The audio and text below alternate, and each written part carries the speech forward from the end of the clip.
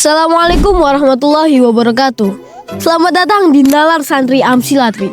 Santri menalar, dunia mendengar. Tempat di mana setiap isu yang beredar kita telaah dengan nalar, supaya dapat dipastikan aman setiap apapun yang sudah terlanjur tertular. Seperti biasa, gue Uluk. Dan malam ini kita nggak bakal nyenggol sana nyenggol sini. Kita bareng-bareng aja kontemplasi dan introspeksi diri. Tapi kalau ada yang ngerasa kesenggol, ya berarti masuk bagian dari tujuan tersirat kami. Ya, kita akan mengkaji tentang hakikat warisan jati diri kita yang pelan-pelan mulai pudar. Dan ironisnya banyak orang bahkan gak sadar kalau jati diri itu udah mulai terkikis. Padahal jati diri itu kayak password hidup. Kalau hilang, kita bisa lupa siapa kita sebenarnya. Dan yang lebih berbahaya, bisa dengan mudah dihack oleh budaya luar yang gak jelas arahnya. Coba deh, kita jujur sebentar. Sekarang ini, banyak banget anak muda sibuk nulis target hidupnya. 5 tahun lagi harus punya rumah mewah. 10 tahun lagi jadi pejabat tinggi. 15 tahun lagi saldo rekening minimal 1 miliar. Keren sih. Target itu penting. Apalagi buat anak muda. Harus punya visi, harus punya mimpi. Tapi kalau semua target itu cuma berhenti di urusan dunia, ya esensinya kosong. Karena gak ada nilai teologisnya. Gak ada upaya nyari ridho Allah di situ. Secara ilmiah, ini disebut materialistic goal orientation. Bahasa gampangnya, hidup sibuk ngejar hal-hal sementara, tapi lupa dengan bekal yang permanen. Sama aja kayak main game, sibuk beli skin mahal, padahal servernya bentar lagi mau ditutup. Mau pamer ke siapa kalau gamenya udah offline? Padahal dari awal Allah sudah ngasih clue yang jelas banget. Tujuan kita diciptakan itu bukan buat ngejar saldo, bukan buat cari jabatan, tapi buat ibadah dan nyari ridho Allah. Itu pondasi utama. Asupan pertama bagi kita adalah kalamullah yang ada pada surat Az-Zariyat ayat 56. Bismillahirrahmanirrahim. Wa ma khalaqatul jinna wal insa illa liya'budun. Dan aku tidak menciptakan jin dan manusia, melainkan supaya mereka beribadah kepadaku. Quran Surat Az-Zariyat ayat 56. Artinya apa? Kalau pondasi ibadah dan ridho Allah ini yang lupa, semua target duniawi cuma kayak rumah megah dibangun di atas pasir. Dari luar ya kelihatan mewah, tapi sekali kena ombak, ambruk total. Sama juga hidup yang lupa ibadah, lupa ridhonya Allah, ya harta dan jabatan cuma dekorasi sementara. Sudah gitu dekornya dari bahan styrofoam 1 senti lagi, yang kalau ketiup angin aja langsung roboh. Nah, khusus hal ini, gua punya satu analogi fantastis yang sederhana, ilmiah dan filosofis, biar kita semua gampang nyantol. Yakni analogi simbol angka 0 dan angka 1. Oke, gue jelasin analoginya. Dunia ini bulat, dan bulat identik dengan angka 0. Nah, harta itu 0, pangkat 0, jabatan 0, dan semua yang berkaitan dengan urusan dunia kita ibaratkan dengan angka 0. Kalau nggak ada angka 1 di depannya, yaitu ridho Allah, mau nolnya sejuta, hasilnya ya tetap 0. Itu sama kayak papan tulis penuh coretan bulatan. Dari jauh kelihatannya rame, tapi nilainya kosong. Atau banyak saldo rekening isinya deretan angka 0 semua. Banyak tapi nggak bisa ditarik speser pun. Dan memang begitulah hakikatnya dunia. Semua prestasi, gelar, kekayaan hanya punya nilai jika terhubung pada angka 1 yang sejati, yaitu ridhonya Allah. Tanpa itu, semua tinggal ilusi angka yang gak pernah punya makna.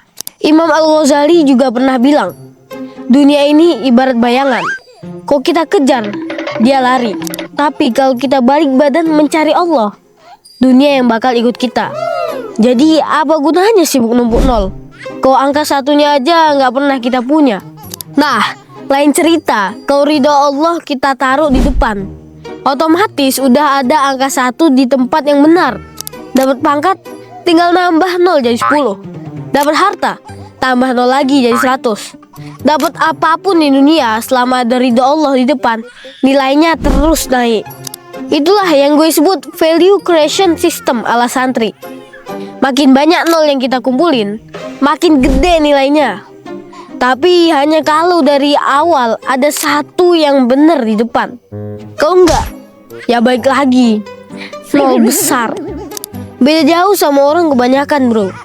Mereka kaya raya, jabatannya berjibun, tapi Allahnya ditaruh di belakang. Hasilnya ya tetap 1 digit doang. Sama kayak punya flash disk 1 tera, tapi isinya file kosong semua. Gede kapasitasnya, tapi dibuka isinya cuma angin lewat. Padahal kuncinya udah lama dirangkum dalam 1 munajat yang paling populer. Ilahi anta maksudi waridhoka matlubi. Ya Allah, engkau tujuanku dan ridhomu yang kucari. Kalau kalimat ini beneran ditaruh di hati, efeknya luar biasa. Harta jadi alat berbagi, bukan alat pamer. Tahta jadi kursi amanah, bukan kursi panas rebutan. Nah, dalam bahasa akademis, ini disebut dengan transformative cognitive reorientation. Cara berpikir yang otomatis ngefilter niat-niat busuk. Jadi, kalau ada oknum pejabat udah teriak-teriak ridho Allah, janji amanah dengan sumpah Al-Quran, tapi masih hobi korupsi, itu tandanya kalimat tadi cuma jadi wallpaper status WhatsApp, bukan operating system di otak. Sama kayak HP spek dewa, RAM gede, memori lega, tapi isinya cuma game receh buat buang waktu. Kenceng sih, tapi nalarnya gak pernah dipakai buat mikir yang serius. Lucunya nih, goals duniawi orang kadang lebih religius daripada doa. Ada yang nulis, tahun depan harus ganti mobil, naikin gaji, jadi bos besar. Tapi jarang banget yang nulis, tahun depan bisa sholat tepat waktu, istiqomah baca Quran, atau belajar ikhlas beneran. Padahal yang abadi justru itu. Mobil bisa karatan, pangkat bisa lengser, gaji bisa kepotong pajak. Tapi amal itu tabungan eternal, gak pernah kena inflasi. Kalau hidup cuma orientasi harta, pangkat, jabatan, endingnya mirip reality show. Awal rame, akhir basi. Dunianya memang penuh lampu sorot, sedangkan akhiratnya cuma mirip lampu kamar, redup, gelap, dan kita sendirian. Bayangin aja, punya duit segunung, tapi setiap kali mikir selalu ingat Allah. Niat jahat otomatis mental. Mau bikin rencana licik, keburu keinget, aduh ini Allah ridho gak ya? Akhirnya batal. Jadi harta dan tahta tanpa ridhonya Allah itu ibarat punya mobil sport, tapi setirnya copot. Keren buat foto, tapi bahaya kalau dipakai jalan. Sebaliknya, kalau munajat ilahi anta maksudi waridhoka matlubi beneran hidup di hati, setiap gas duniawi pasti ada rem ilahiyahnya. Dan mindset positif inilah yang selalu diasah di pondok pesantren. Sayangnya banyak orang ngeremehin pesantren, dikiranya cuma tempat ngaji, hafalan, sama sendal jepit nyampur dira. Padahal di situ kepala dilatih biar nggak kayak panci kosong, luarnya kinclong, dalamnya kopong. Di pesantren, anak muda diajarin mikir lurus. Mau punya jabatan? Boleh, asal bukan buat jabat leher orang. Mau punya harta? Monggo, asal bukan buat numpuk-numpuk dosa. Makanya, kau masih ada yang bilang pesantren itu ketinggalan zaman. Jelas pikiran dia yang ketinggalan. Kayak software bajakan, Tampilannya modern, tapi isinya error melulu. Bedanya kalau software crash tinggal di restart. Tapi kalau mindset yang crash, bangsa bisa ikut blue screen of death. Guys, sekarang bayangkan ini. Total santri di Indonesia itu kira-kira 4,9 juta jiwa. Ini data tahun 2024 sampai 2025 dari Kemenang. Nih, kalau setiap santri ngajak 10 orang di luar sana buat ikut mondok juga, itu artinya langsung ada 49 juta orang yang kebagian upgrade. Bukan sekedar dapat ilmu kitab, tapi juga mindset yang berintegritas khas santri. Naruh angka 1 dulu, ridha Allah, baru angka 0 berikutnya yang bikin hidup bernilai. Lebih jauh lagi, kalau 49 juta ini ngajak lagi masing-masing 10 orang buat nyantri, berarti tembus 490 juta jiwa.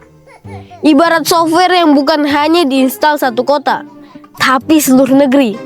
Gratis, tanpa bug, tanpa iklan. Biar gampang, lihat tabel sederhana ini.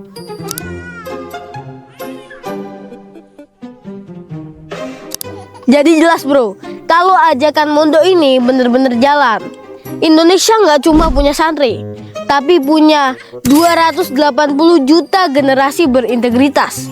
Generasi yang tahu urutan angka 1 dulu, ridho Allah, baru 0 berikutnya. Bayangin negara kayak gitu. Pejabat kalau tanda tangan proyek bukan mikir fee-nya berapa, tapi mikir Allah ridho nggak ya. Guru ngajar bukan sekedar ngejar sertifikasi, tapi ngejar berkah.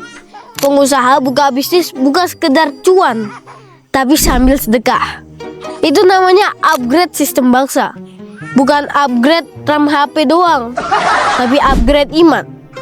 Dan kalau udah gitu, Indonesia Emas 2045 itu bukan sekedar mimpi, tapi sebuah keniscayaan. Kalau udah gitu nggak ada lagi istilah penyelewengan. Yang ada cuma penyelamatan. Negara kita bisa naik level jadi baldatun thayyibatun warabun ghafur. Dan semua itu dimulai dari hal kecil. Naruh angka 1 dulu di depan 0. Dan ini udah jelas digaransi Al-Quran. Bismillahirrahmanirrahim. Radiyallahu anhum wa radu'an. Zalikal fawzul azim. Allah ridho kepada mereka, dan mereka pun ridho kepadanya. Itulah kemenangan yang agung. Quran Surat Al-Ma'idah ayat 119. Jadi, kemenangan sejati bukan sekedar ranking ekonomi, kurs dolar, atau jumlah followers.